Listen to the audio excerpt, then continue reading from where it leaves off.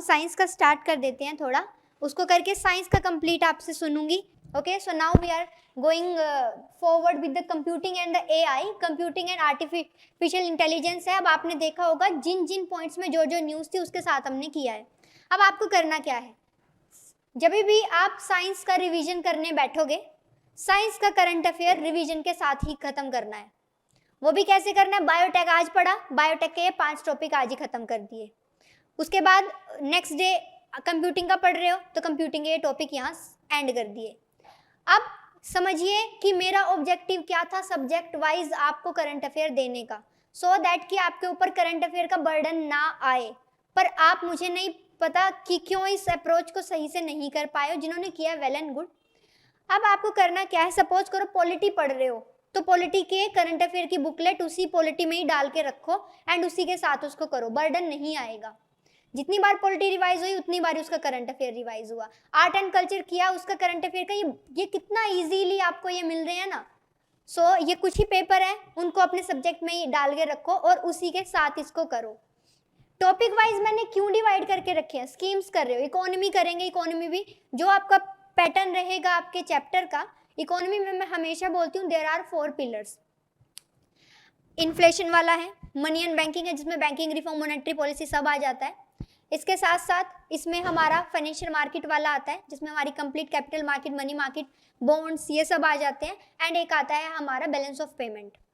सो ये 4 पिलर्स माने जाते हैं। एंड इन्हीं 4 पिलर्स का हम उसी तरीके से करंट अफेयर करेंगे, तो वो भी आपको उसी के साथ अटैच करके रख देना है। बीओपी पढ़ रहे हैं, बीओपी पढ़ा, उसका जो भी करंट अफेयर रहा साथ में वो कर लिया। इस तरीके से ये आपकी अप्रोच होनी चाहिए। इससे क्या है कि आपको पता भी नहीं चलेगा कि कब आपका करंट अफेयर हो गया और कब आपका स्टैटिक सिलेबस भी हो गया, पर इंटीग्रेट करके पढ़ना है। बाकी सब्जेक्ट का तो करो ना करो, बट साइंस और इकोनॉमी जैसे सिलेबस है वैसे ही आपके टॉपिक है और उसी तरीके से आपको इनको सिलेबस के साथ ही करना है। जितनी बार स्टैटिक की रिवीजन हुई उतनी बार इसकी साथ में करनी है और टॉपिक वाइज करनी है। ठीक है, ये बेस्ट अप्रोच रहेगी अगर आप इसको सही से करो तो। फाइन,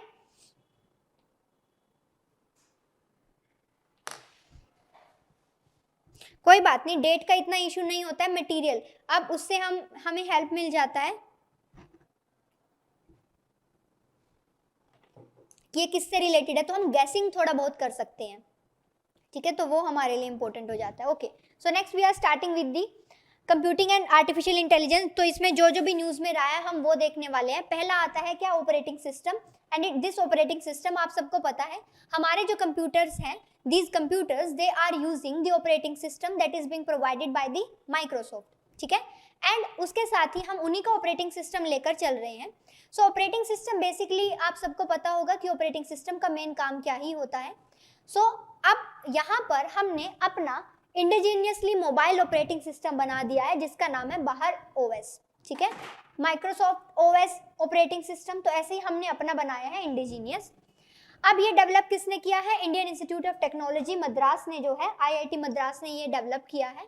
ये वहाँ पर Jain DK operation private limited एक नॉन प्रॉफिट ऑर्गेनाइजेशन है, उन्होंने आईआईटी मद्रास में ये इंक्यूबेट किया था और उनकी हेल्प से हमने ये जो है ऑपरेटिंग सिस्टम बनाया है। तो इनका नेम भी आपको याद होना चाहिए। कहीं अगर किसी स्टेटमेंट में आईआईटी मद्रास आ जाता है तो वो करेंगे, अगर वो नहीं आता जैन डीके आ जाता है तो वो आप करेक्ट करेंगे। Fine, next it is funded by the department of science and technology, इसको फंड कर रहे हैं। यही जो है इंपॉर्टेंट थिंग निकल कर आती है related to this topic. Fine, next two Africa Pearls. Two Africa Pearls जो है it is a kind of cable system. तो ये एक तरीके का केबल सिस्टम है। एंड ये केबल सिस्टम क्यों बनाया गया है, सो दैट कि हम बेटर इंटरनेट फैसिलिटीज जो है वो प्रोवाइड करवा पाए। सो it is a kind of कि इसमें हम कनेक्टिव डॉट्स बनाने की कोशिश करेंगे। एंड जो हम कनेक्टिव डॉट्स बनाते हैं उन्हीं के नेम पर इसका नाम पर्ल्स रखा गया है। ठीक है, अब ये पर्ल्स का, टू अफ्रीका पर्ल्स का मतलब क्या है, it is a kind of interconnection which is going to connect the countries of Africa, Asia and Europe. उनको ये कनेक्ट करने वाला है। And it is developed by um, the Facebook parent Meta with the Bharti Airtel जो है उन्होंने इसके साथ मिलकर किया है। बेनिफिट इससे क्या होगा, कनेक्टिविटी जो है वो इम्प्रूव होगी एंड इंटरनेट बेस्ड जो फैसिलिटीज जो है, अब इंडिया के केस में बोला जाता है कि इंडिया के पास जो हमारा मेजर पॉपुलेशन है उस मेजर पॉपुलेशन का भी अगर हम अप्रोक्स जो है 80% जो है पॉपुलेशन ऐसा है जो कि पूरा का पूरा कंप्लीटली डिजिटाइज्ड हो चुका है। डिजिटाइज इन द सेंस वो नहीं कि यूपीआई ये सब, मीन्स कि वो उनका या तो आपको आईडी देखने को मिलेगा, कैसे ना कैसे वो कनेक्टेड है। अब मान लीजिए हम ये बोल देते हैं दैट कि अगर हम सोशल मीडिया पर नहीं है, YouTube is also a kind of social media, so that's also a part of that कि कहीं ना कहीं हम किसी ना किसी तरीके से कनेक्टेड हैं ही। नेक्स्ट आ जाता है क्या, वेब 3.0। सो वेब 3.0 जो है उसमें क्या हो रहा है that in the web 3.0 we are connecting the technologies, blockchain technologies and the metaverse. अब इन आर स्टैटिक सिलेबस हमने मेटावर्स किया था। इन द मेटावर्स हमने क्या क्या चीजों को किया था, टाइप क्या थे उसमें, क्या क्या इंक्लूड किया था हमने, याद करिए। वर्चुअल रियलिटी, हाँ जी, ऑगमेंटेड रियलिटी, AR VR तो हो गया।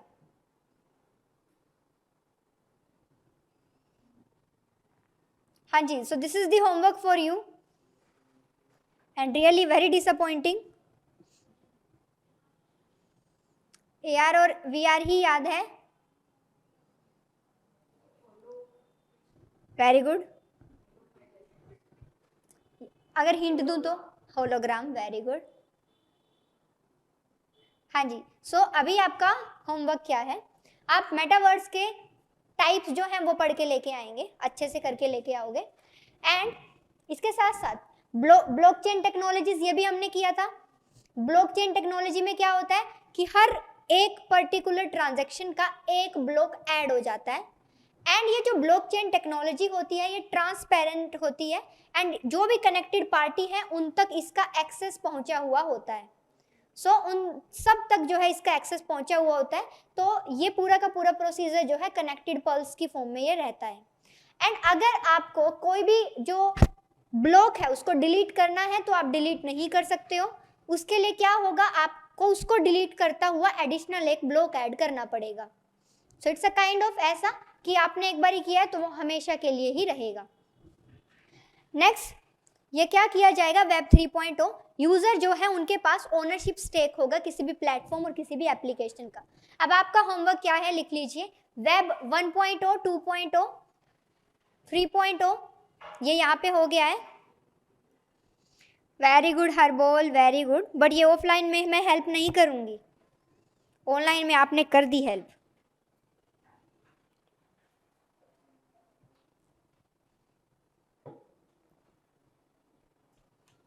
ओके चलिए नेक्स्ट आ जाता है क्या, क्वांटम नेटवर्क। क्वांटम नेटवर्क क्या है, it is a kind of internet network that make use of the property of the photon to transmit the data. ये एक तरीके का नेटवर्क है which is using the photon, जिससे फोटोन की help से they can transmit the data. कोई भी डेटा, कोई भी इंफॉर्मेशन अगर उन्हें ट्रांसमिट करनी हो। Now the question arises, what is this photon, ये फोटोन क्या होता है। सो फोटोन कुछ नहीं होते, these are some energy packets, और ये एनर्जी पैकेट्स होते हैं किसके, इलेक्ट्रोमैग्नेटिक रेडिएशंस के। ये जो पैकेट्स होते हैं these are also called as the elementary particles, जो ऐसे होते हैं जिनको कि किसी भी तरीके की रेस्टिंग मास की ज़रूरत नहीं होती, किसी भी तरीके के चार्ज की ज़रूरत नहीं होती, एंड ये ट्रैवल कर सकते हैं with the speed of the light. ठीक है, सो वापस से मैं एक बार आपको बता देती हूँ कि हम यहाँ पे क्या कर रहे हैं। हम यहाँ पर देख रहे हैं quantum network is an internet network that make use of the property of the photon. Photon की प्रॉपर्टी को यूज कर रहे हैं, why, to transmit the data. अब ये फोटोन होता क्या है, फोटोन एक तरीके का पार्टिकल है, एक तरीके का एलिमेंट है। एलिमेंट क्या है या पैकेट क्या है, जिसमें होती है इलेक्ट्रोमैग्नेटिक रेडिएशन। और ये जो इलेक्ट्रोमैग्नेटिक रेडिएशंस होते हैं ये जो लाइट है, लाइट की स्पीड से ये ट्रैवल करते हैं। अब ग्रेविटी के लिए क्या बोला जाता है, ग्रेविटी के लिए ये बोला जाता है दैट कि ग्रेविटी को even light can not escape, sorry black hole को क्या बोला जाता है कि ब्लैक होल का ग्रेविटी इतना ज्यादा है that even light can not escape, कि लाइट ही जो है वो ट्रेवल करती है एंड लाइट भी एस्केप नहीं कर सकती है। इट मीन्स कि इलेक्ट्रोमैग्नेटिक रेडिएशंस इनका भी स्पीड लाइट के अकॉर्डिंग होता है, मीन्स जितना लाइट का स्पीड होता है इनका भी उतना ही स्पीड होता है। एंड इवन इनका कोई चार्ज नहीं होता। चार्ज का मतलब क्या है, पॉजिटिव एंड नेगेटिव चार्ज, ठीक है, तो इनका कोई चार्ज भी नहीं होता, ये होते हैं फोटोन। अब ये फोटोन को क्या किया जाता है, फोटोन को एक कैरियर ऑफ इंफॉर्मेशन माना जाता है, बाय बिकॉज कोई चार्ज भी नहीं है, एंड दूसरा ये क्या कर सकते हैं, ये ट्रेवल कर सकते हैं लाइट की स्पीड से, तो हमारे लिए बेटर हो गया कि नहीं। सो इस वजह से हम क्या करने वाले हैं, इन द क्वांटम नेटवर्क में हमें क्या करना है, इसमें हमें क्वांटम कंप्यूटिंग का आपने नेम सुना होगा। सो इसमें हमें क्या करना है, इस क्वांटम नेटवर्क में हमें जस्ट इन्फॉर्मेशन को होल्ड ऑन करना है, इन्फॉर्मेशन को ट्रांसफर करना है। सो फॉर दैट हमें कोई गाड़ी चाहिए कि नहीं, सो फोटोन वो गाड़ी है जिसके ऊपर जो है आप अपना इंफॉर्मेशन रखकर उसको पहुंचा सकते हो। अब अगर ये गाड़ी ऐसा हो कि ये हमारे इंफॉर्मेशन को डिस्टोर्ट कर दे, इसीलिए हमें ये गाड़ी ऐसी चाहिए कि जिसका अपना कोई चार्ज ना हो, जो न्यूट्रल हो। सो वो न्यूट्रल कौन है, वो है फोटोन। सो फोटोन का हमने यहाँ पर यूज किया है, समझ आ गया आप सबको, ओके। अब ये काम कैसे करेगा, ये क्वांटम नेटवर्क है, ये फैसिलिटेट करता है ट्रांसमिशन ऑफ द इंफॉर्मेशन, किस फॉर्म में, क्वांटम बिट की फॉर्म में, जिसको क्यू बिट भी बोलते हैं, और ये जो क्यू बिट है ये एक बार क्वेश्चन आया हुआ भी है, ठीक है। And between physically separated quantum processes के बीच में जो है ये डेटा को या इंफॉर्मेशन को ये ट्रांसफर करता है। एंड इसके केस में बोला जाए that Indian institute of technology Madras and international business machine जो है उन्होंने कोऑपरेट किया है सो दैट कि वो क्वांटम कंप्यूटिंग की रिसर्च और डेवलपमेंट में इंप्रूवमेंट करवा पाए। सो जस्ट यहाँ पर हमारे लिए इंफॉर्मेशन क्या है, हमारे लिए है फोटोन। फोटोन होते क्या है, इलेक्ट्रोमैग्नेटिक रेडिएशंस। फोटोन का कोई चार्ज नहीं होता, कोई इनका जो है अपना रेस्टिंग मास नहीं होता, and they can travel at the speed of the light, and these are the very efficient carrier of the information or the data, so that's why we are going to use it, हम इसको use करने वाले हैं। is it okay? fine, next आ जाता है alpha fold. Alpha fold क्या है, that the deep mind जो कि गूगल कंपनी का है, they had announce that it had predicted the 3D structure of more than 200 million protein using the alpha fold. So इन्होंने क्या किया है, मोर देन 200 मिलियन प्रोटीन्स का 3D स्ट्रक्चर बताया है, किसकी हेल्प से, अल्फा फोल्ड की हेल्प से। अब अल्फा फोल्ड क्या है, ये आर्टिफिशियल इंटेलिजेंस बेस्ड एक प्रोटीन स्ट्रक्चर प्रिडिक्शन टूल है। सो अल्फा फोल्ड क्या है, it is a kind of prediction tool which is going to predict what the protein structure, and whenever it is predicting the protein structure, so उसको ये predict कर रहा है in the form of the 3D type, so 3D dimension की form में ये हमें जो है हेल्प कर रहा है। अब ये क्या है, ये कैसे काम करता है, ये डीप न्यूरल नेटवर्क होता है, उसके बेसिस पे काम करता है। अब न्यूरल नेटवर्क क्या और किस तरीके से होता है, इसमें हम large amount of input data का यूज करते हैं, एंड उस इनपुट डेटा की हेल्प से हम डिजायर्ड आउटपुट जो है वो लेने की कोशिश करते हैं, एग्जैक्टली जैसे कि हमारा ब्रेन काम करता है। अब सपोज करो आपने इनपुट डाला है, क्या आपने इनपुट डाला है कि आपने जो करंट अफेयर का मैंने दिया था आपको याद करने का, वो याद किया है, वो याद कर रहे हो, इट मीन्स आप अपने माइंड में इनपुट डाल रहे हो। अब वो इनपुट आप क्यों डाल रहे हो, क्योंकि मैंने आपको होमवर्क दिया है तो आप उसको क्लास में सुनाना चाहते हो, आप आउटपुट देना चाहते हो। सो ये डिपेंड करता है क्या आपने इनपुट डाला, उसके बदले में क्या आपको आउटपुट मिल रहा है। अगर आपने एग्जैक्टली टाइम दे के पूरा शांति से इनपुट डाला होगा तो आप आउटपुट दे पाओगे, नहीं डाला होगा तो आप नहीं दे पाओगे। बट कभी कभी आप अपने रैशनल थिंकिंग और अपना माइंड का, प्रेजेंस ऑफ माइंड का भी यूज करके समटाइम्स आप स्मार्ट खेल जाते हो। सो इट मीन्स दैट कि यहाँ पर न्यूरल नेटवर्क सेम स्टिमुलेट करता है, इसका सिमुलेशन कंप्लीट सिमिलर होता है लाइक हमारा ह्यूमन माइंड का होता है, तो उसी के बेसिस पे जो है ये आगे उस चीज को बढ़ाता है। सो यहाँ पर क्या किया जाता है, the real work it is done by a black box between the input and the output layer, जिसको हम हिडन नेटवर्क बोलते हैं। सो सपोज करो this is the input, here is that hidden box and here is the output. So पूरा का पूरा working कहाँ होगा, वो होगा यहाँ पर। मीन्स यहाँ आपने याद किया है करंट अफेयर, यहाँ आपने अपने माइंड में याद कर लिया, माइंड में रख लिया, रात को रखा, पूरे दिन तक रख के रखा, आके आपने बोला कि मैम एक बार सुन लीजिए अभी, ताकि फिर हम रिलैक्स होके पढ़ लें। मीन्स कि तब आपने, आपका क्या है, एक बार आउटपुट, चाहे फिर उसके बाद भूल जाएं, ठीक है, बट यहाँ पर एक बारी आउटपुट जो है डिजायर्ड आउटपुट हम आप तक जो है पहुंचा दें. So this is going to be the complete which is called as the hidden network. अभी माइंड में बंद है, अभी बाहर निकाल दे, उसके बाद चाहे निकल जाए कोई दिक्कत नहीं है, पर एक बारी जो है अभी हम उसको सुन ले. ठीक है, समझ आया. सो यहाँ हम डीप न्यूरल नेटवर्क का हम यूज कर रहे हैं, जिसकी हेल्प से हमारा बेसिक फंक्शन होता है that with the help of the input we are trying to get the desired output. So with the help of this input we are trying to get the desired output जो है हम वो लेने की कोशिश करते हैं. As the human mind works. अब नॉर्मली मुझे ये बता दीजिए, अब हर केस में, जिस भी केस में आपको आउटपुट चाहिए उसके लिए आपका डायरेक्टेड इनपुट डेटा रहेगा. For example, if you are watching the Instagram reels और द यूट्यूब शॉर्ट्स, तो उस केस में you are not inserting any kind of input and you do not have any expectations or any desired output expectation, ऐसा कुछ नहीं है. ठीक है, सो उस केस को हम न्यूरल नेटवर्क नहीं बोलेंगे. व्हाई?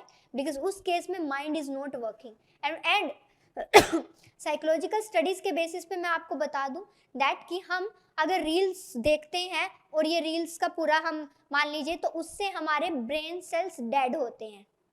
क्यों डेड होते हैं? वाई? बिकॉज माइंड उस टाइम पे सोच नहीं रहा है, उसका कोई प्रोग्रामिंग, कुछ प्रोसेसिंग नहीं हो रहा है, जस्ट वो पैसिव वे में बस देख रहा है, एंड उससे ब्रेन सेल जो है डेड होते हैं. इट मीन्स उसमें हमारा न्यूरल नेटवर्क काम नहीं कर रहा है. न्यूरल नेटवर्क कब काम करता है? जब हमें याद करने में स्ट्रेस आता है. क्यों? क्योंकि डिजायर्ड आउटपुट देना है. सो ये पूरा का पूरा कनेक्शन होता है. Is it okay? Fine. So next आपका लास्ट टॉपिक आ जाता है सॉफ्टवेयर एज ए सर्विसेज. ये क्या है? ये एक ऑन डिमांड सॉफ्टवेयर है. ये एक सॉफ्टवेयर एज ए सर्विसेज एक डिस्ट्रीब्यूशन मॉडल है जिसमें सर्विसेज होस्ट की जाती है cloud service provider. Cloud service provider होगा. उस क्लाउड सर्विस प्रोवाइडर से आप क्या करोगे? If you want any software का अगर सर्विस चाहिए तो वो आप जो है सॉफ्टवेयर सर्विस ले सकते हो. उसके लिए आपको सॉफ्टवेयर को जाके परचेज करने की ज़रूरत नहीं है. आप आउटसोर्सिंग कर रहे हो बेसिकली. कहाँ से? ना ही आपको उसमें किसी भी तरीके की स्टोरेज देने की ज़रूरत है. वाई? क्योंकि आप क्लाउड सर्विस प्रोवाइडर से सर्विस ले रहे हो. फॉर एग्जाम्पल, गूगल जो हमें जीमेल में हमें स्पेस मिलता है 15 GB का, वो हमारे मोबाइल का तो इंक्लूडेड नहीं होता. एंड वो कैसा है? क्लाउड बेस्ड है. सपोज करो आपकी डिवाइस को कुछ हो जाता है तो उसके बावजूद भी आपका वो मेल का डेटा जो है सेफ रहेगा. वो डिवाइस से कनेक्टेड नहीं है, वो फिर भी सेफ रहता है. ठीक है, सो ये थिंग निकल कर आती है. एग्जाम्पल जैसे कि हम क्या डाल सकते हैं? मीन्स यूज़र को किसी भी तरीके के सॉफ्टवेयर इंस्टॉल करने की ज़रूरत नहीं है, वो जस्ट क्लाउड सर्विस प्रोवाइडर से डेटा ले सकता है. एग्जाम्पल है आउटलुक, हॉटमेल और याहू. सो ये इनका काम क्या होता है? इनका काम होता है फाइल शेयर करना, ईमेल, कैलेंडर, कस्टमर का रिटेंशन मैनेजमेंट करना. तो ये इनका काम हो सकता है. बट इसमें कुछ ड्रॉबैक भी रहती है, लाइक कि यहाँ डेटा सिक्योरिटी नहीं होगी. वाई? क्योंकि आप आउटसोर्सिंग कर रहे हो. आप जो काम कर रहे हो वहाँ थर्ड पर्सन जो है वो उसके ऊपर स्क्रूटिनाइज कर रहा होगा, उसके ऊपर नज़र रख रहा होगा that what you are doing. So on the basis of that हम इसको जो है लेकर चल सकते हैं. Okay, is it okay? So 6 point आपके ये हो गए. उसके बाद आपकी आती है मिसलेनियस पॉइंट. मिसलेनियस में आप देखोगे कि आपको 14 पॉइंट मिले हैं. वाई? क्योंकि यूपीएससी कर जाता है कभी कभी, तो वहाँ से छोटे छोटे पॉइंट है वो हम आराम से देख लेंगे. DBW 187 and DBW 222. सो ये क्या है? हीट रेजिस्टेंस वेराइटी है किसका? वीट का. सो याद रखेंगे आप, heat resistance variety of wheat. Okay, so यहाँ आप ये याद रखना, डेली वीट खाने को ही बोर्न हुए हो. ठीक है, डेली वीट खाने को ही बोर्न हुए हो. सो DBW याद रह जाएगा. So it is a heat resistance variety of wheat. Next, gel bots. Gel bots as the name suggest, bot का मतलब क्या हो गया? It's a kind of robot. So robot that is created by the 3D printing and it is made out of the gelatin. So ये gelatin से बना हुआ है. जेल बोट, ये तो याद करने की जरूरत ही नहीं. It's a kind of robot. बना है किससे? जेलेटिन से. तभी इसका नाम पड़ा है क्या? जेल बोट. याद हो गया ये तो. Next, CrConILO. सो ये क्या है? क्रोमियम, कोबाल्ट एंड निकल का क्या है? टफेस्ट मटेरियल है जिसको रिकॉर्ड किया गया है। फाइन, नेक्स्ट आ जाता है वर्म होल। सो वर्म होल क्या है? It's a kind of tunnel that connect the two distant point in the space and the time. जो स्पेस एंड टाइम में टू कनेक्टेड डिस्टेंट पॉइंट को, अब वर्म होल का मतलब क्या है? होल मतलब उसके दो कनेक्टेड, एक स्टार्टिंग पॉइंट होगा एक एंडिंग पॉइंट होगा, तो उसके थ्रू जो है हम कनेक्ट कर कर चलते हैं। नेक्स्ट आता है Andromeda galaxy. So it is called as the major 31 nearest major galaxy to the Milky Way. So Milky Way के आसपास जो नियरेस्ट गैलेक्सी है एंड्रोमेडा जो है गैलेक्सी। नेक्स्ट आ जाता है गैलेक्टिक कैनिबलिज्म। सो ये क्या है? It's a kind of feeding event. Larger galaxies जो क्या कर लेती हैं, जब स्मॉलर गैलेक्सीज को कंज्यूम कर लेती हैं, तो उस इवेंट को बोलते हैं गैलेक्टिक कैनिबलिज्म। ठीक है, अब इसको आप कैसे याद रखोगे?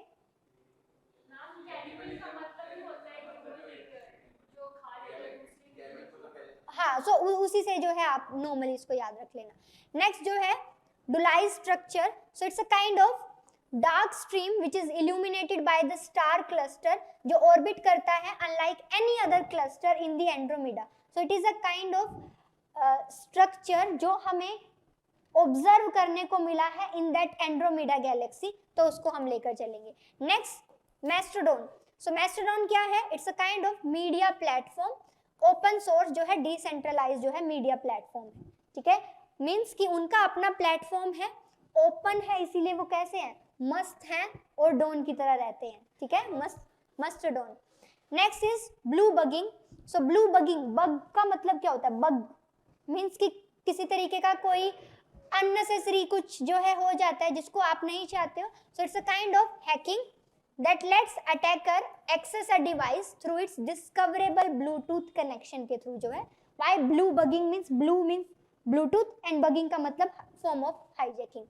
Yota D1 it's a North Indian first hyperscale data center है। ये क्या है? नॉर्थ इंडिया का फर्स्ट हाइपरस्केल एक डेटा सेंटर है, ये जो है फिर आपको याद रखना पड़ेगा। Next is Optimus. ऑप्टिमस क्या है? It's a latest prototype of a humanoid robot which is being developed by his Tesla electric car company. Optimus जो है, Optimus basically क्या होते हैं ना कि जो मैग्नेट टाइप के ना बैग होते हैं, आपने देखा होगा कि जो बाइकर्स होते हैं ना, वो अपने बाइक के आगे जो है एक बैग अटैच करके रखते हैं, अगर देखा हो आपने। ठीक है, वो बैग के टाइप को हम ऑप्टिमस बोलते हैं। ठीक है, अब वो कैसा होता है? वो ना ऐसे होता है कि वो आपको लगता है टोर्टोइस है, मीन्स कछुए की तरह वो ना चिपक जाता है। ठीक है, अगर आप सपोज करो कि कोई बुलेट बाइक है, बुलेट बाइक में इधर हैंडल है, हैंडल के यहाँ पर टैंक होगा ना, टैंक के ऊपर एक जो है इस तरीके का बैग जो है वो अटैच करके रखते हैं। ठीक है, इस तरीके का बैग अटैच कर रखते हैं, किसके ऊपर? टैंक के ऊपर। सो बैग का टाइप इसको बोला जाता है ऑप्टिमस। एंड ये जो बैग होता है ये मैग्नेट के साथ मतलब ये मैग्नोइड बैग होता है कि ये चिपक जाता है। सो उस फॉर्म में आप ऑप्टिमस से याद कर लेना कि बैग ना अब हिलेगा डुलेगा नहीं, अपना काम खुद ही करेगा। बैग मीन्स अपना काम खुद ही कर रहा है, तो इट्स अ काइंड ऑफ क्या है? ह्यूमनॉइड रोबोट है। एंड बनाया किसने है? आपको बैग से याद हो जाएगा कि इट्स अ काइंड ऑफ कि कोई कार बाइक समथिंग रिलेटेड होगा, तो ये टेस्ला के इलेक्ट्रिक कार कंपनी ने बनाया है, याद हो जाएगा। ह्यूमनॉइड्स जो है रोबोट है। नेक्स्ट जो है सोवा वायरस। ये क्या है? बैंकिंग। अब बैंक वाले क्या करते रहते हैं? डिजिटाइज हो गया है सब कुछ, तो वो सोते रहते हैं। ठीक है, इसीलिए वहां पे आ जाएगा क्या? सोवा वायरस। सो बैंकिंग मालवेयर है, is targeting the bank customer, जो यूजिंग द एंड्रॉइड ट्रोजन जो है उसका यूज करके वो कर रहे हैं। नेक्स्ट आ जाता है एनुबिस और बियान लियान जो है, these are the mobile banking trojans. And cryptojacking is a cyber attack, malicious program is installed when the user click on an unsafe link पे अगर आप क्लिक कर देते हो तो वो क्रिप्टो जो है जैकिंग हो जाती है। Is it okay? बाकी आप इससे अच्छा जो है आप अपना भी बना सकते हो।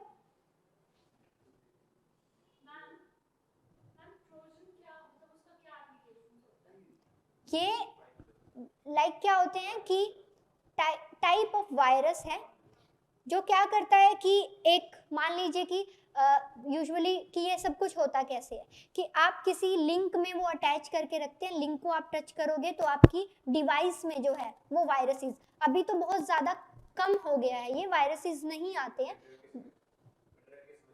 पेन ड्राइव के केस में बहुत ज़्यादा होता था पहले के टाइम पीरियड में। तो मान लीजिए अभी आज के टाइम पीरियड में भी अगर आप जो है कुछ ऐसा डाउनलोड कर रहे हो, कोई लिंक पे हो गया, कभी कभी क्या होता है व्हाट्सएप के थ्रू कोई ऐसा लिंक भेज देते हैं, लिंक पे क्लिक करो तो वो गुड मॉर्निंग या वो हैप्पी दिवाली इन एडवांस उनके बजाय जो है वो आपको डायरेक्ट कर दे किसी साइट पर, एंड साइट से जो है आप वहाँ से इस तरीके की चीज़ें जो है वो आ जाती है। It's a type of virus, ठीक है।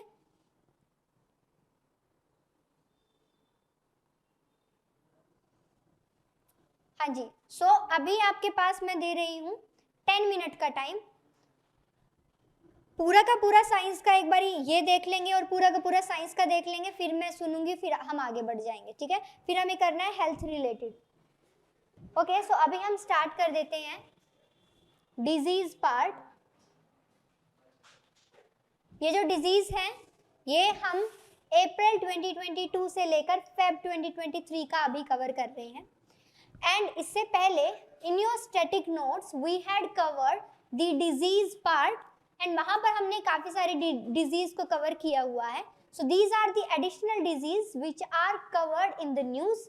सो हम उनको यहाँ पर पढ़ने वाले हैं एक एक करके हम जो है disease, and it's going to be very very boring, very very factual, and we know the thing that the standard for the disease is किससे होता है, क्या ट्रीटमेंट है, क्योर पॉसिबल है कि नहीं, ठीक है, वैक्सीन है या नहीं। So this is going to be the standard. So उसी के फॉर्म में हम जो है इसको करने वाले हैं, उसके अलावा और ज्यादा कुछ नहीं होगा, ठीक है। 5 करेंगे, 5 अच्छे से आप याद करोगे, फिर 5 करेंगे, फिर आप अच्छे से याद करोगे और उतने में ये खत्म हो जाएंगी, ठीक है। ओके, और डिजीज वाले chapter from your static syllabus उसी के साथ में करना है, वहीं पे इसको भी अटैच करके रख देना। ऐसा ना हो कि इतना रखा रह जाए कि बेचारे इसी पेपर कोई डिजीज लग जाए, ठीक है, ऐसा नहीं होना चाहिए, बट आपको थोड़ा ध्यान रखना है। फाइन, चलिए। So first disease is the Lassa fever. So ये क्या है, आप पाओगे कि सारी के सारी disease, all the disease they have the zoonotic origin. सारी के सारी डिजीज में आपको जो है जूनोटिक जो है इनका मीन्स की कॉज क्या है, वो जूनोटिक डिजीज ही होती है, ये बेसिक कॉज निकल कर आता है। So it's a kind of zoonotic acute viral haemorrhagic disease है। अब ये कहाँ पर आई थी, this is found in the west Africa, west Africa में ये आई थी। अब ये इसका होस्ट कौन होता है, the host is the rodent, rodent इसका होस्ट होता है, एंड उसी के थ्रू जो है ये आगे स्प्रेड होती है। अब if the human they had eaten the food which is contaminated due to the that could be urine हो सकता है या फिर feces हो सकता है, अगर rodent के feces या उसके urine से infected food को consume कर लेते हैं human being, so उनको ये जो disease है transmit हो जाती है। and then if a person who is like उस person को ये disease हो रखा है, ये fever हो रखा है, उसके किसी bodily fluid से कोई अदर पर्सन कांटेक्ट में आ जाता है तो अदर पर्सन को भी ये जो है ट्रांसफर हो जाता है। Now the question arises, how is it possible that we are going to consume a food contaminated by the rodent? So it's very easy, it's very common. Why? Because in our godowns हम food रख के रखते हैं, और food भी कैसा, suppose करो wheat है, सपोज करो राइस है, सपोज करो पल्सीज हैं। सो अब क्या हो जाता है कि कुछ तो करते हैं कि नहीं धो के बनाएंगे, अब कुछ होता है क्या कि बिना धोए अभी बनाया जा रहा है। अब आप जो यहाँ का टिफिन खाते हैं आपको क्या पता वो कैसा है, तो मैं आपको डरा नहीं रही हूँ, बट एक्चुअली मैं आपको डरा रही हूँ, ठीक है।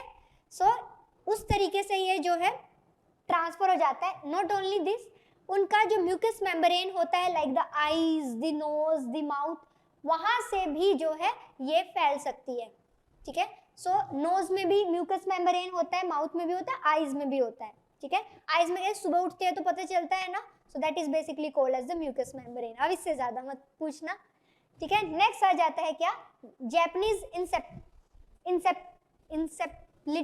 इंसेप्लिटीज जो है जेई, ये क्या है, it's a kind of disease जो कि फ्लेवी वायरस की वजह से होता है। एंड ये क्या अफेक्ट करता है, ये आपके ब्रेन का मेम्ब्रेन को अफेक्ट करता है। इससे पहले भी मैं आपको बता चुकी हूँ दैट कि ब्रेन का मेम्ब्रेन जो है वो किस तरीके से अफेक्ट होता है। आप सबने, अगर मैं नॉर्मली आपको बताऊं, 2019 के दौरान एक कॉन्सेप्ट चला था दैट की मीन्स एक डिजीज चली थी which is called as a chamki bukhar, and in the it is noticed in the Bihar. अब इन द बिहार बेसिकली हुआ क्या दैट कि इफ एनी पर्सन भी नहीं, if a child, if the child is eating the लीची, और वो भी कैसा, एम्प्टी स्टमक, तो उसकी वजह से जो है उसको ये फीवर, चमकी बुखार हो रहा था। सो ये चमकी बुखार का ही अलग जो है टाइप माना जाता है। इसका ट्रांसमिशन कैसे होता है, इसका ट्रांसमिशन जो है, the disease it is transmitted to the human through the bite from the infected mosquitoes से हो सकता है, और जो कि क्यूलेक्स स्पीसीज का होता है। तो ये पार्ट है एक, आप नॉर्मली जैसे इसको पाओगे कि ये उसका एक स्ट्रेन है या उनके सब फैमिली का एक पार्ट है, वही सेम नहीं है, ठीक है। अब ट्रीटमेंट क्या होता है कि कोई भी हमारे पास एंटीवायरल ट्रीटमेंट नहीं है, वो तो हमारे पास वायरल फीवर हो जाता है, उसके लिए भी हमारे पास कोई एंटीवायरल जो है नहीं है। उसके लिए भी क्या होता है कि हम एंटीबायोटिक्स के ऊपर ही डिपेंडेंट होते हैं। So it doesn't mean that we do not have any treatment, it's just that we do not have the antiviral, जो हमारे पास कोई जो है बेसिक अगर हम बात करें तो कोई मेडिसिन या ऐसा कुछ नहीं है। अब ये इसका जो मेजर कॉज माना जाता है वो यही दैट कि ये एक्यूट इंसेप्लिटीज सिंड्रोम जो है, AES की जो है वजह से ये आ रहा है, जो कि चमकी बुखार के टाइम पे माना गया था। अपडेट क्या है, अपडेट ये है दैट हैदराबाद बेस्ड एक national institute of animal biotechnology, they had developed a electrochemical based immuno sensor, उन्होंने डेवलप किया है so that they can detect the non structural secretory protein which is going to be a biomarker. So हम basic क्या कर रहे हैं, हम just देख रहे हैं दैट कि क्यूलेक्स स्पीसीज से एक मॉस्किटो है which is going to be a host for this disease, for this ये जैपनीज वाला जो स्ट्रेन है उसके लिए। उससे पहले जो AES जिसको हमने चमकी बुखार बोला था वो हो चुका है, वो किसी क्यूलेक्स स्पीसीज की वजह से नहीं हुआ था, वो हुआ था due to the empty stomach या due to the malnutrition. जो मेल न्यूट्रिशन जो चाइल्ड थे उनकी वजह से हुआ था। उनका भी जो है ये एक वी कैन से कि एक स्ट्रेन या वो कॉज पाया जाता है, ठीक है।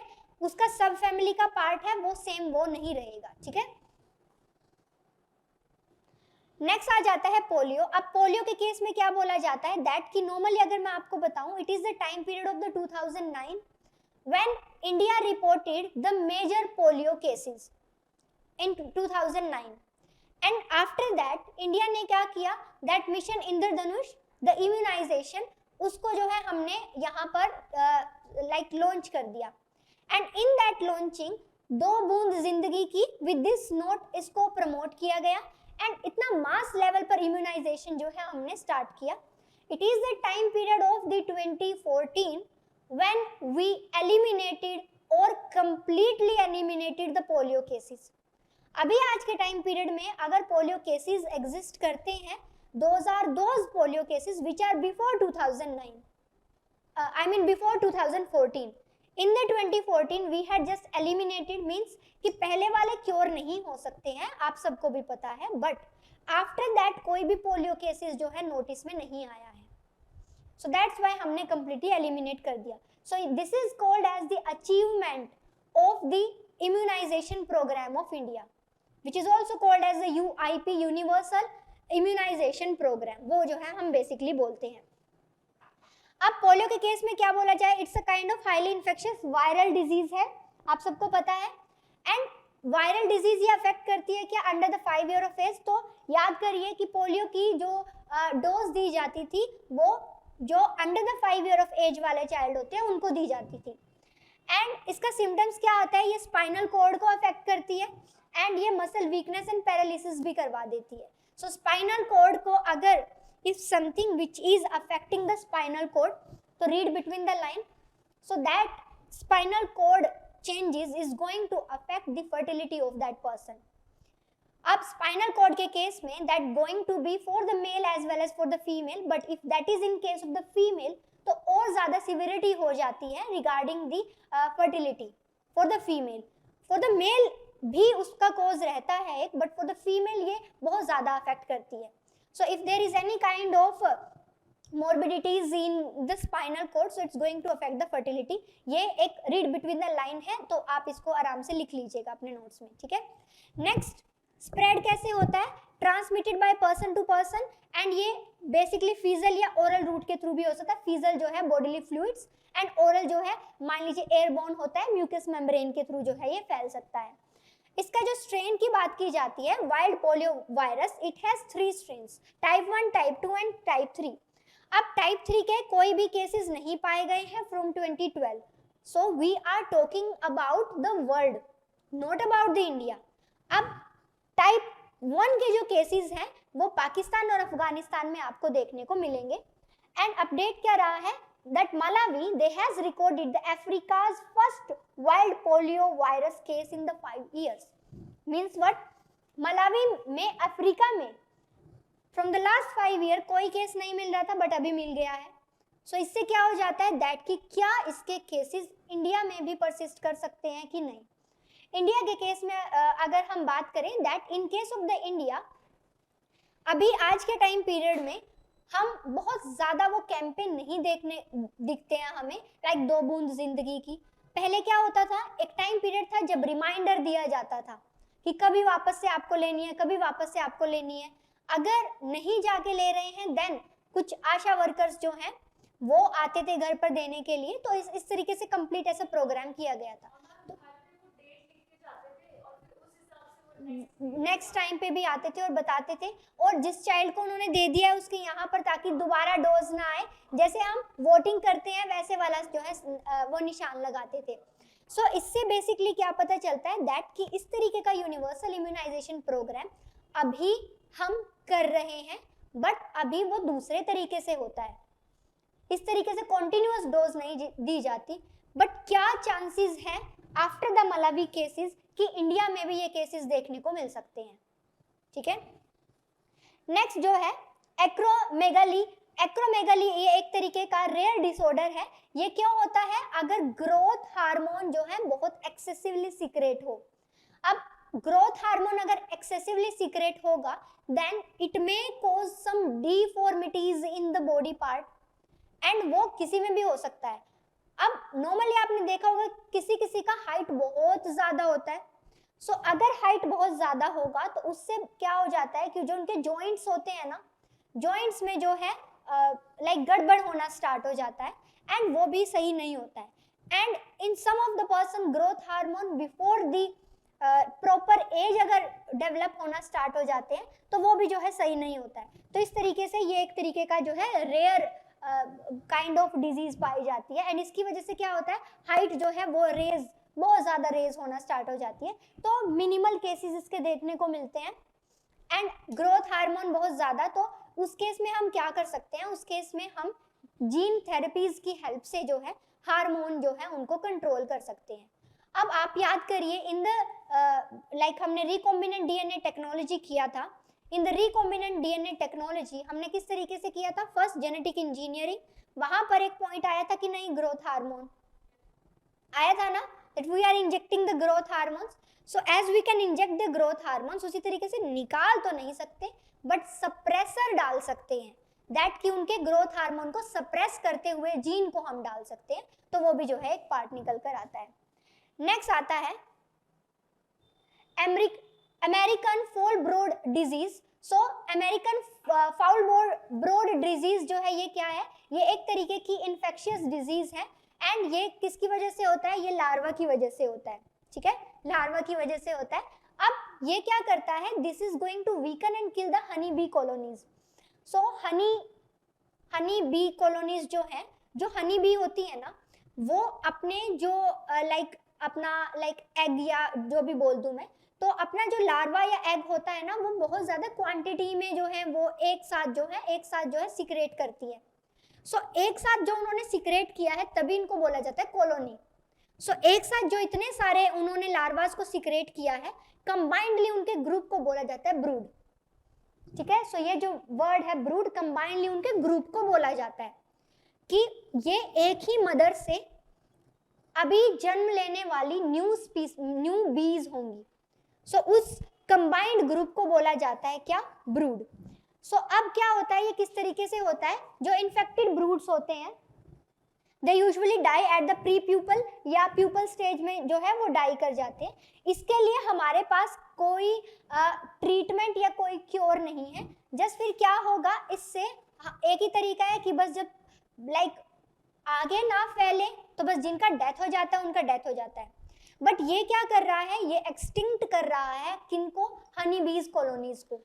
अगर हनी बीज कॉलोनीज में अगर उनका पॉपुलेशन आगे नहीं बढ़ेगा तो फिर जो है ये सही नहीं हो सकता। Even you would found one more thing that Honey बीज के केस में उनका एक क्वीन भी होती है एंड बाकी की कॉलोनी जो है उसको सर्व कर रही होती है, तो उनका पूरा प्रॉपर एक कॉलोनी होता है। ठीक है, जब उनके ऊपर काफी सारे वो बने होते थे ना कार्टून वाले कि हनी बीज का किस तरीके से वो रह रहे हैं, कैसे कर रहे हैं।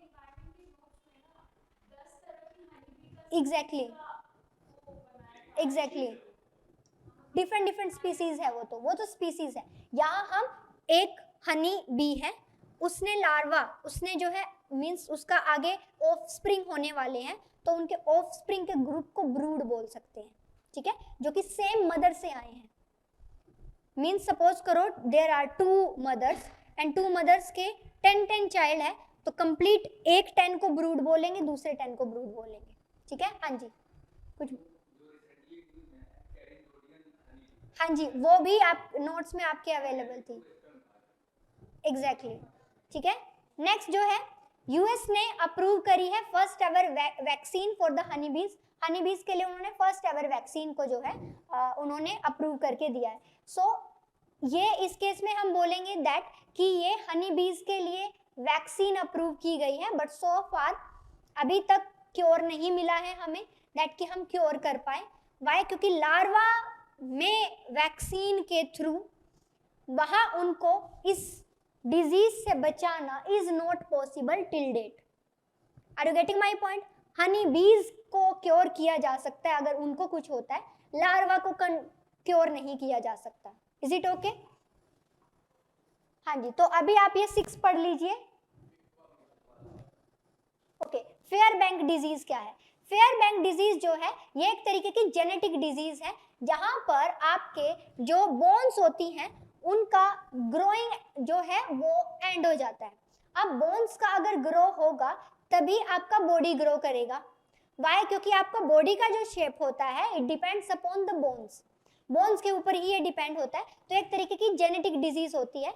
यहाँ पर जो कार्टिलेज होता है, वहाँ कार्टिलेज मीन्स कि जो भी आपके जॉइंट्स होते हैं, सपोज करो ये कार्टिलेज हो सकता है। ठीक है, सो ये जो कार्टिलेज होते हैं इनमें डिसऑर्डर होना स्टार्ट हो जाता है। सपोज करो कि ये अभी आप सबका ऐसे है, अगर ये मुड़ के ऐसे हो जाए तो ये फॉर्म क्या होती है? It's also called as a genetic disorder. आपने देखा होगा किसी किसी का क्या होता है कि हाथ मुड़ जाता है या ये डिफॉर्मिटीज आ जाती है। So these all are called as the Fairbank disease. ठीक है, so it is called as the Fairbank disease. Next अभी 6 आप पढ़ लीजिए, उसके बाद हम आगे चलते हैं। हाँ जी, चलिए आगे देख लीजिए। Next is the yellow band disease. So yellow band disease क्या है? It is a kind of disease which is affecting the coral, जो कि कोरल को अफेक्ट कर रही है। हाँ जी, खुश मत होइए, 10 मिनट के बाद वापस से सुनना है मुझे। अच्छा, टेस्ट में आया था तो ठीक किया, गलत सही किया था?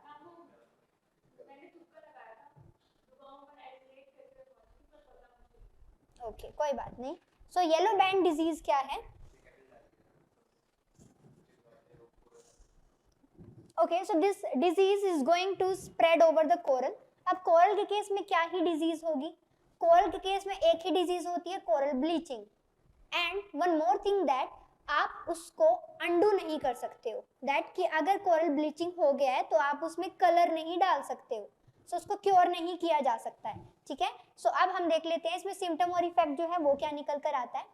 जो डिसकलर्ड बैंड होते हैं पेल येलो या व्हाइट लेसेंस के, they along the surface of the infected coral colony में पूरा बुरी तरीके से फैल जाता है। उसके पीछे जो बिगेस्ट कोज माना जाता है, the biggest cause is the cosmetics product, ठीक है, and that cosmetic product is not only because of the girls or the ladies or the women, that is also due to the human. Why? Because fragrance based perfume और ये सब चीजें अब जब ये water के थ्रू पहुंचती हैं इन द ओशंस, अब आप बोलोगे कि वहां कौन पहुंचाता होगा उनको, तो वहां ये ओशंस में कनेक्टेड चीजें हैं, पानी पहुंचता है, तो थोड़ा थोड़ा टाइम में तो कम कम पता नहीं चलता है, but biomagnification with the passage of the time, वो आप देख लीजिए कितने टाइम से यूज कर रहे हैं तो वो सीक्रेट होके चला ही जाता है।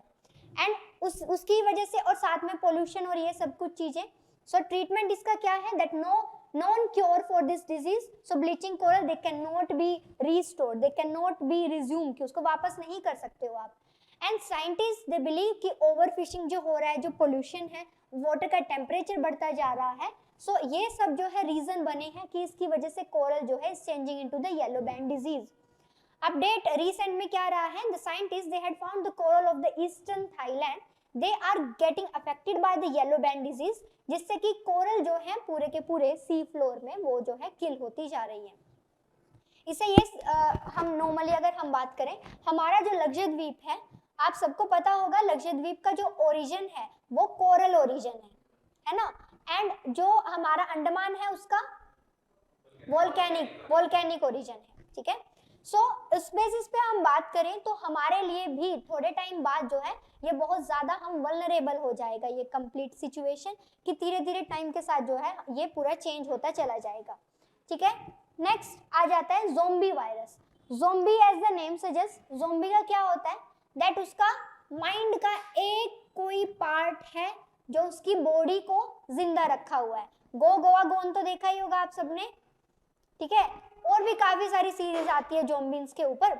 सो उसके बेसिस पे अगर हम बात करें, this term is given to a kind of virus, that virus is frozen in the ice. And अब क्या हो गया है, मीन्स कि अगर कुछ भी नॉर्मली अगर हम बात करें कि अगर हम उसको राइजिंग टेम्परेचर पर रख देते हैं, सो राइजिंग टेम्परेचर पर वो फ्रोजन हो जाता है, means we can preserve that virus, and after some times in some of the situation वो वायरस किसी तरीके से जिंदा हो जाता है एंड वो वायरस फैलाना स्टार्ट कर देता है। सपोज करो कि ये जो वायरस है, मान लीजिए सपोज करते हैं कि हमारा कोई SARS-CoV-2 से ही कोई अफेक्टेड पर्सन, उसको SARS-CoV-2 था एंड वो कहीं किसी लाइक ऐसे ही टूरिस्ट प्लेस पर गया, एंड वो कैसा था, पूरा का पूरा जो है स्नो बेस था, एंड वहाँ स्नो बेस उसमें मान लीजिए कि एक वो पुरानी मूवी होती है ना जिसमें कि उनको नाम नहीं याद आ रहा मुझे, बट चलिए मान लीजिए कि वो कहीं किसी तरीके से वो वहीं पर फ्रोजन हो गया, एंड आफ्टर सम टाइम्स मान लीजिए उन्होंने स्प्लिट किया या एनीथिंग, वो स्प्लिटेड मटेरियल जो है वो फ्रोजन है इन the ice, and this splitting material ये स्प्रेड कर सकता है कि नहीं, अगर उन्होंने स्प्लिट किया तो स्प्रेड कर सकता है कि थोड़े टाइम तक तो ये डोरमेंट रहता है, ये लाइक ऐसा हो रहता है कि फ्रोजन है, बट जैसे इसको कंड्यूसिव एनवायरनमेंट मिलता है ये वापस से जो है एक्टिव हो जाता है। So that virus is basically called as the zombie virus. Is it okay? So zombie virus it is a term that is given to a virus जो कि फ्रोजन है आइस में एंड वो इस वजह से डोरमेंट हो गया है। बट ये स्प्रेड कैसे होता है, डोरमेंट रहा है काफी टाइम पीरियड से, क्यों, क्योंकि ट्रैप रहा था आइस में, बट अभी वापस से रीजनरेट हो गया है। एंड ये कब होता है, लाइक या तो आइस मेल्ट हुआ या किसी तरीके से ये पहुंच गया, मान लीजिए वाटर में पहुंच गया या कैसे भी, उसकी वजह से वो जो है वापस से लाइफ में आ जाता है।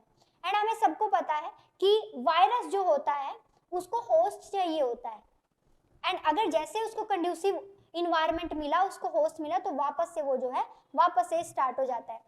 सो यूरोपियन रिसर्चर्स जो हैं they have recently found 13 zombies viruses Russia के साइबेरियन परमाफ्रोस्ट से, and you all know very well permafrost क्या होता है, it's a kind of frozen soil, ठीक है, फ्रोजन सॉइल होता है। अब इन 13 ज़ोंबी वायरस में से Pandora virus Yedoma after the mythological character Pandora, उसका भी एक नेम दिया गया है। एंड इस ये डिस्कवर हुआ है below the bottom of a lake in Yukechi alas in Yakutia Russia. तो प्लेसेस इन न्यूज में आप युकीची अलास जो है ये कहाँ और कैसे है उसको अच्छे से मार्क कर लीजिए ताकि आपके नोटिस में रहे।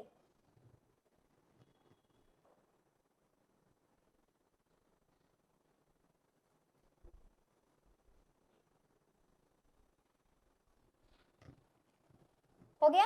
ओके। नेक्स्ट, माइकोबैक्टीरियम लेप्रे, इसको हैंसन डिजीज भी बोलते हैं।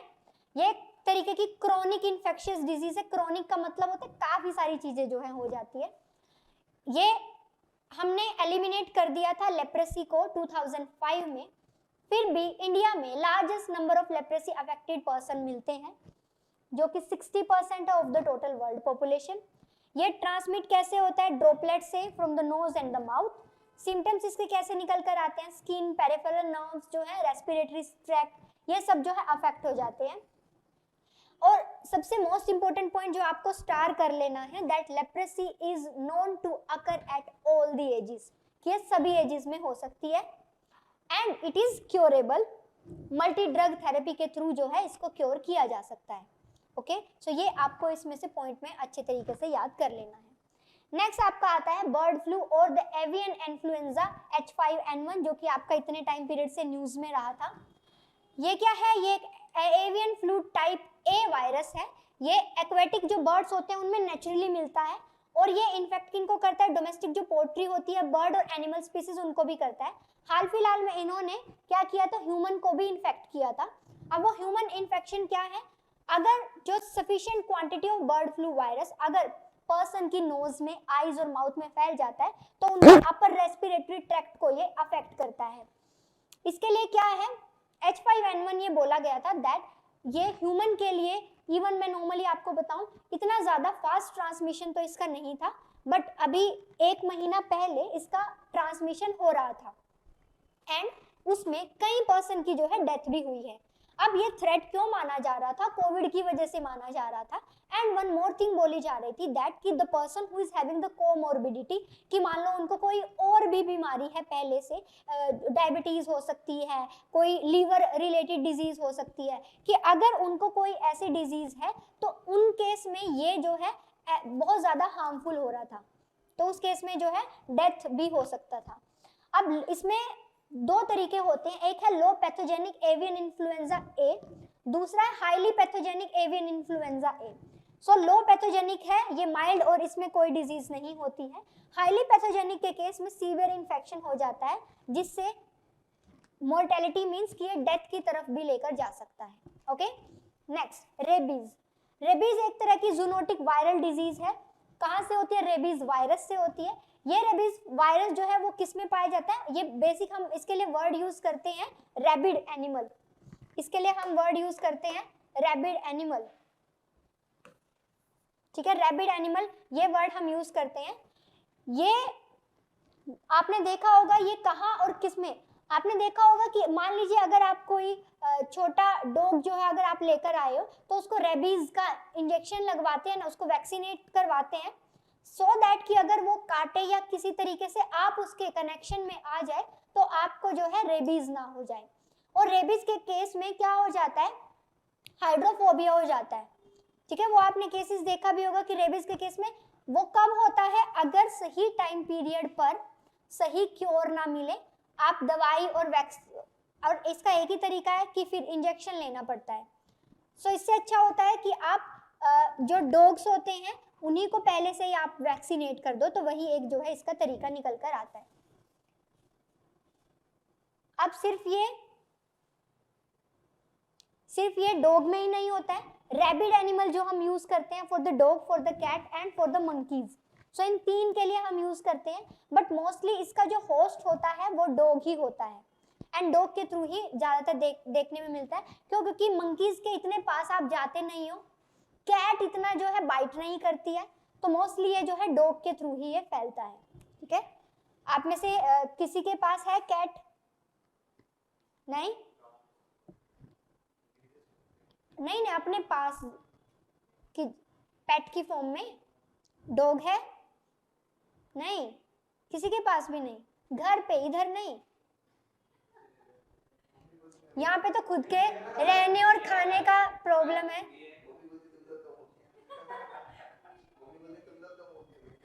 कि उसको भी ले आए।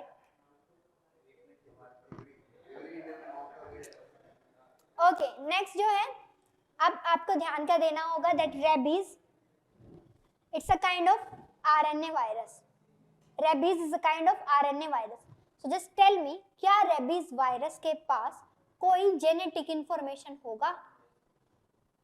जस्ट टेल मी यस और नो। होगा? क्यों? आरएनए तो जेनेटिक कोड देता ही नहीं है। हाँ,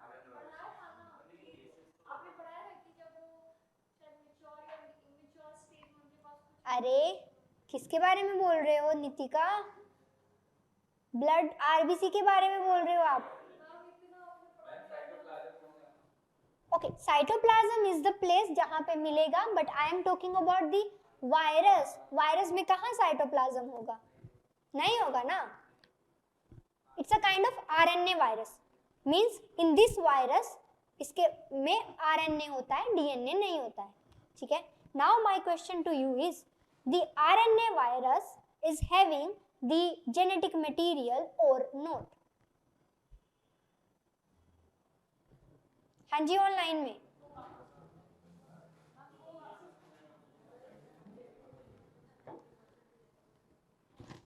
हाँ जी, हर बोल, आपका तो पता है मुझे। अमित इज सेइंग मेरे पास छिपकली हैं 2 बस। Okay, RN present in nucleus and okay, just tell me Anuli, I am not talking or asking for any new cell के बारे में नहीं पूछ रही हूँ, मैं वायरस के बारे में पूछ रही हूँ कि वायरस है, वो वायरस है आरएनए वायरस। आप सब न्यूक्लियस और साइटोप्लाज्म में क्यों जा रहे हो?